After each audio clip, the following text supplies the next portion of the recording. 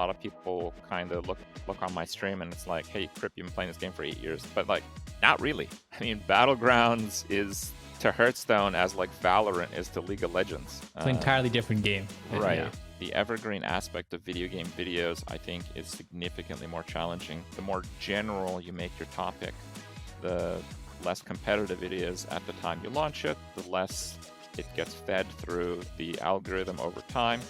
So that is a real challenge. That is a great question. If you figured that out, you send me an email. You know, if Blizzard drops like a big Hearthstone patch, then what we do is we take all those videos we planned on doing, and then we throw those in the garbage. And then we stream more to get more clips for videos in the coming days. And we really like to play video games. Having life and never playing video games, that sounds kind of lame. Like if they released Diablo 10, even if I'm streaming to 50 viewers, Kripp's in his cheese. I might as well stream heavily it. modified chair to raise a glass to his mouth. Exactly. Like I will want to play that game. Welcome to the Becoming a Creator podcast. I am joined by Kripp, or Kripparrian, as some of you might know him as. This is a real honor for me because I used to watch Kripp all the time when I was spamming Hearthstone. It's almost like, 8-10 years ago now when I was competing as a League Pro. But it's awesome to have him on. He is been in this game for what feels like the beginning, and we'll get a little bit into that. But you've kind of blown a couple of records. You have mastered one game. You've not just, excelled on Twitch, but you've also started building a lot on YouTube, and you've got a massive library of content on YouTube that you've built over the years. It's super cool to have you on today, Kripp. In WoW, you were the first person to complete the Iron Man challenge. And then Diablo 3, you completed the game at Inferno difficulty. When you were starting out as a streamer, did you want to be known as like the best, or did you want to create more informative content? It was more straightforward than that. I just kind of wanted to play video games like how I wanted to play video games. And I think in many cases, that is in a way where people enjoy watching. I made YouTube content for a couple of years before I started streaming. And I didn't know that. Yeah, those couple of years were in that era where you were actually not able to monetize video game content because you wouldn't have the sufficient rights according to YouTube's use policy back then. And then they changed it, and a few things happened where like some of the management companies, they would like basically take the risk and YouTube would be okay with that and you could monetize it. So I did that. I signed up with one of these and made like $250 my first month. And then I'm like, okay, well, if I'm making like a video every week or two and I made $250, all I have to do is make 10 times as many videos. So, okay, told my job I would not be there for the next few months, and if they need to fire me, that's fine. And that's what I did. Coincided with Diablo 3, like being in that beta stage where you could play up to the Skeleton King. I made the team because I did recruitment for my WoW guild. So I'm like, okay, who are the best players in our guild that no longer play World of Warcraft? I had a list of like 300 phone numbers. So I started calling people, and they're the ones that said that we should get into streaming. And I'm like, well, that seems like a decent idea. I mean, I need to get the content for the videos anyway. So yeah, let's go do that. Typically push the doing what I want to do in video games and the fun narrative. And it seemed that, people were watching what I found fun to do in video games. So, it's not so much of like a business plan as how a lot of people get into streaming these days. Your answers might be a little similar, which is when you're talking about like playing the game you enjoy, you've seen the evolution of different games on YouTube and on Twitch over the years. Games like whether it's COD or League or Fortnite or any of these games have massive player bases and massive audiences. And you've always pretty much stuck to your core games over the years, whether it's Diablo, whether it's Hearthstone, or maybe some card games that you've dabbled with. Have you ever thought about like, I should be in these bigger games like to grow my audience more, or this is what I enjoy, I'm just going to stick with this? Very much what I like playing. I just like to keep doing it. I typically don't play very many games. I just like to play games at a point where I'm playing in the final stage of depth. Not necessarily competitiveness, with Hearthstone Battlegrounds. I think I have more experience with half the heroes than the best players in the game, because the best players in the game never play them because they suck. I think I actually, in the total volume knowledge of Hearthstone Battlegrounds, I think I am like very near the top. That's a pretty good example too. Like a lot of streamers in the Hearthstone Battlegrounds scene, they have success because they play it competitively. They play in the tournaments. They play the best and most efficient way possible. But I mean, for me, I just I like playing well, but I also like clowning around. So, I mean, I don't play anywhere near as competitively as they do.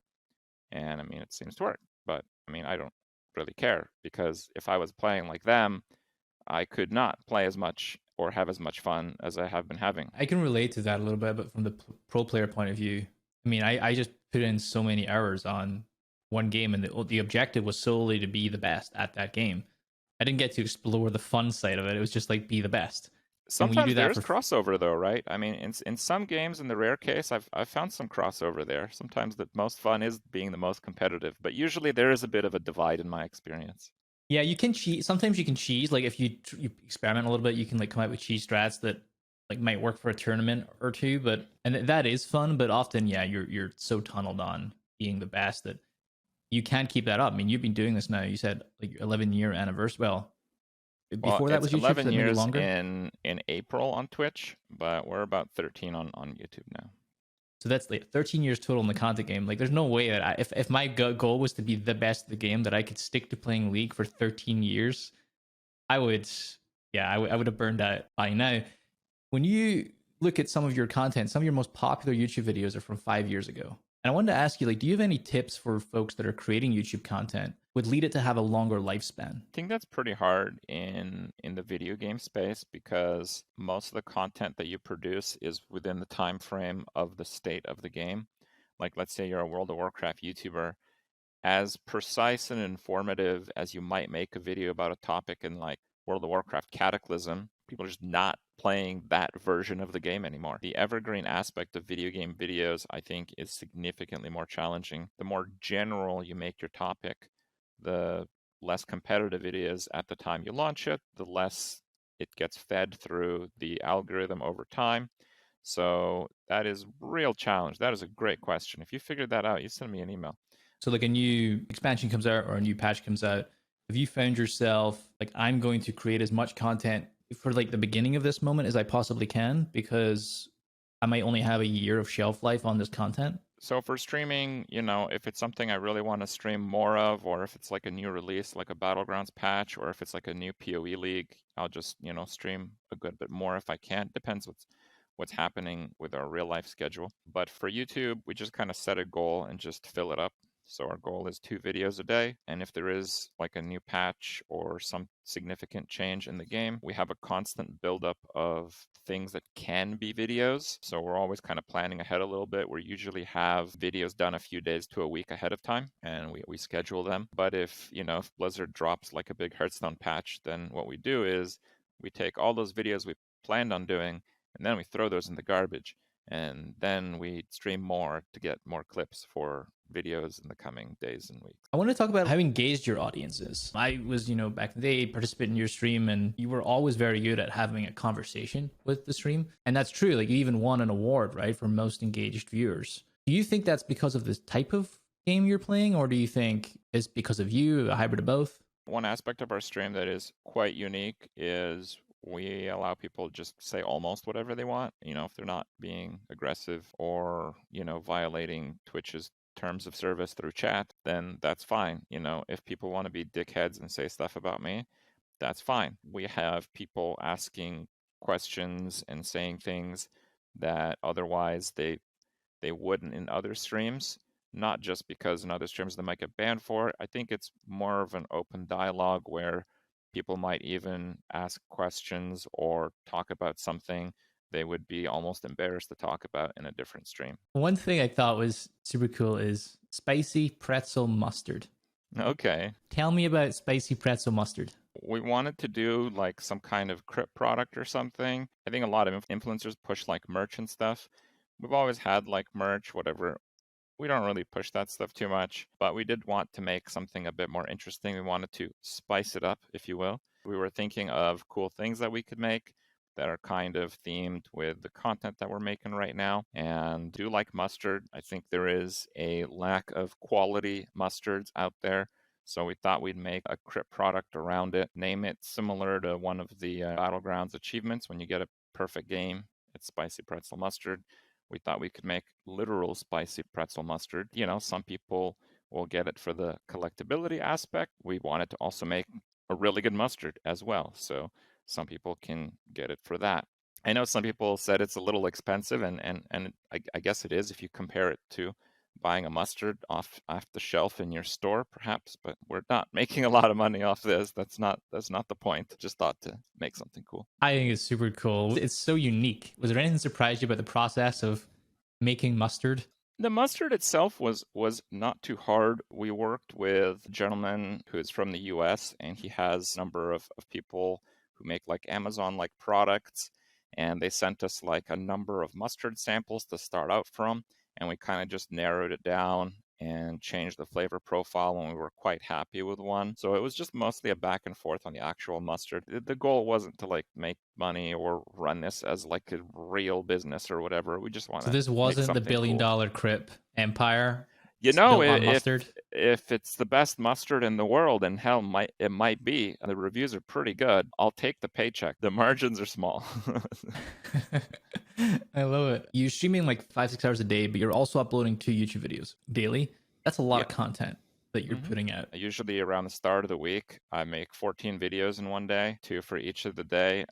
And I go through the clip library from things I thought might be good enough. Yeah, it depends on the patch, but I usually discard about half the things that I thought would be good videos, and then the ones, basically the better half of the clips that I have from recent streaming, we make those into individual videos. We try to make some kind of title that fits some kind of narrative, and I usually do an intro between 1 and 5 minutes, just me talking.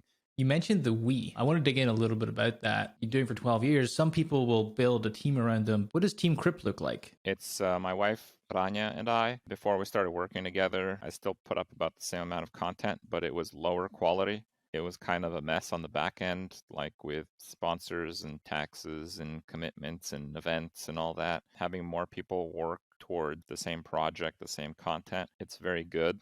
I certainly would recommend it. So Rania did all the editing of the videos for many years. She still takes care of like all the contract stuff, all the back end social media stuff for the most part. Like she loves Instagram.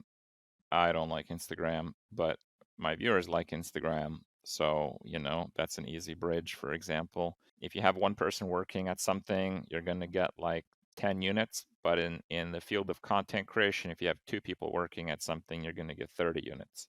I would say that the main reason why we didn't really push the team more than the 2 of us, and we do have very busy lives, of course. Generally, we want kind of a feeling of ownership over the content. How's the relationship and the balance between working with Anya on it's all like you've got the business and you've got your personal lives? Is it easy to separate the two? I mean, our whole life is kind of adhering to schedules and different commitments and stuff. I think each of us, we try to be as easy to work with as possible. And I think at the end of the day, it's just like doing errands, except you're doing errands all day, but you're doing them for yourself. So whatever, it's fine. Cool. I think it's super unique to have that support and be, so in the trenches together and understanding the challenges. Like it's not as if you have a hard day and then you come home, there's no context. It's like she understand, like she'll know what happened that day and kind of support each other in that side. Have you ever thought in the last 13 years about like, wow, like cool, I accomplished a lot here. This was fun. It's time to move on. In a way, we're kind of there already because we're not doing the mandatory stream every single night. We are a little bit less hardcore about our content delivery, I suppose. But at the end of the day, like, really like to play video games. Having life and never playing video games, that sounds kind of lame. I don't see myself just like throwing my computer in the trash one day. I don't think that's ever going to happen. I actually like playing video games a lot, especially when there's like new patches, new releases. There is like a baseline to our content that I don't know why it would ever go away. Like if they released Diablo 10, even if I'm streaming to 50 viewers, Kripp's in his cheese. I might as well stream heavily it. modified chair to raise a glass to his mouth. Exactly. Like I will want to play that game. I had a question from Twitter from Crix which was maybe you've thought about this, maybe you've not. Would you ever consider moving away from Hearthstone? And if you did, like what would it be? I don't know what it would be. I've come into that position a few times where I don't really know how I want to spend my evenings playing whatever game. My other go-to game has been Path of Exile, but I don't think I can really enjoy Path of Exile like 365. I really like Path of Exile when there's a new patch. a month in, I'm usually still having a bit of fun. But like they have a 3-month patch expansion content cycle. I am almost never playing on that 3rd month. I've just kind of done everything I've wanted to up until that point. So I don't know if that would be the right game. But yeah, for a number of reasons, I don't know what it would be. Of course, if Hearthstone's not fun anymore, we're going to find something else. It's just Hearthstone has evolved into many different things. A lot of people kind of look on my stream and it's like, hey, Kripp, you've been playing this game for 8 years. But like, not really. I mean, Battlegrounds is to Hearthstone as like Valorant is to League of Legends. It's an entirely different game. Right. Yeah. Justin wanted to ask, do you still have the red shirt with holes in it? What's the story about the red shirt? So it was like my favorite shirt, and I wore it a bunch, and then it started getting holes, and then I wore it some more. I guess I did that enough early on that people kind of associated me with the red shirt and orange juice Kripp. And yeah, I still have the shirt, but it's in a state where it probably won't survive like a washing machine cycle anymore. It just kind of disintegrate. So it's in the swag area in the basement of the house. And if I had to dig it up, it will probably take me a while because we've accumulated a lot of swag over the years. I love that. You get the memorabilia. One day that's going to be like an antique collection. Kripp, thank you so much for coming on the pod. As you know, this podcast is brought to you by Pipeline. I wanted you to meet a few members of the Pipeline community. My name's Chadwick. I've been streaming for a little over 2 years, been a member of Pipeline for that long as well. I joined Pipeline before I even ever started streaming, and I really do believe in it. I don't think I'd be anywhere close to where I am if I was even streaming at all, if not for everything I've learned here. Hey, I'm NickNax94, a Facebook gaming partner and a Pipeline member for 8 months. Joining Pipeline gave me the chance to invest in my dream, to learn and build confidence, and really to become a better content creator, but also to meet like-minded creators through the Discord community. Hey guys, I'm a Moment with Alex, Pipeline member for just about 2 years. One of my favorite moments as a Pipeline community member is getting to listen to the mountains of knowledge that Stone and Snoop have in group mentorship sessions, and being able to talk about it further with other community members live during those sessions. You heard it from our members first. If that resonates with you, I encourage you to sign up for a free trial with the link below. You can cancel at any time. This offer is a podcast exclusive. Consider this your invitation to level up as a creator. Be sure to like, comment, and rate the show. We love to hear from you.